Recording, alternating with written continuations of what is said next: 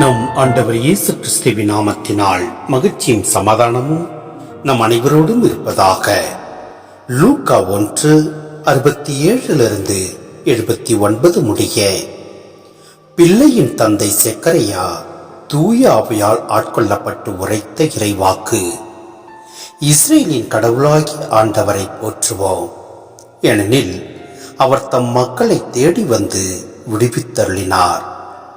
தம் தூய இறைவாக்கினர் வாயினால் தொடக்க முதல் அவர் மொழிந்தபடியே அவர் தம் ஊழியராகிய தாவீதின் குடும்பத்தில் வல்லமையுடைய மீட்பர் ஒருவர் நமக்காக தோன்ற செய்தார்.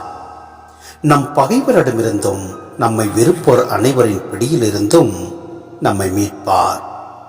அவர் நம் மூதாதையருக்கு இரக்கம் காட்டி தமது தூய உடன்படிக்கையையும் நம் தந்தையாகிய ஆபிரகாமுக்கு அவர் இட்ட ஆணையையும் நிறைவேற்ற நினைவு கூர்ந்தார்.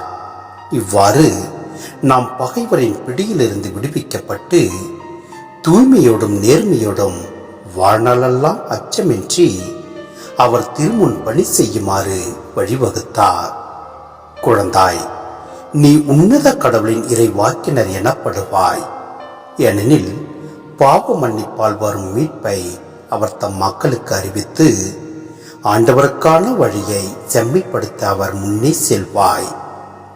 இருளிலும் இறப்பின் பிடியிலும் இருப்போருக்கு ஒளி தரவும், நம்முடைய கால்களை அமைதி வழி நடக்க செய்யவும், நம் கடவுளின் பரிவுள்ளத்தாலும் இரக்கத்தாலும் விண்ணிலிருந்து விடியில் நம்மை தேடி வருகிறது.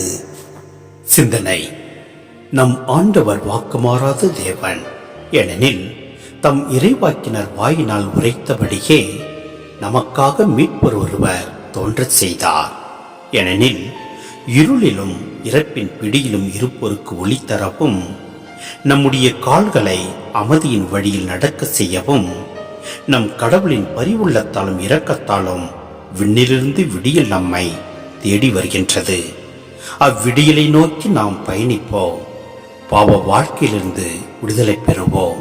ஏனெனில் அவரே நம்மை மீட்க வந்த தெய்வம். அவரே நம்மை பாதுகாப்பார், அவரே நம்மை வழிநடத்துவார், அவரே நம்மை ஆசீர்வதிப்பார். ஆமென்.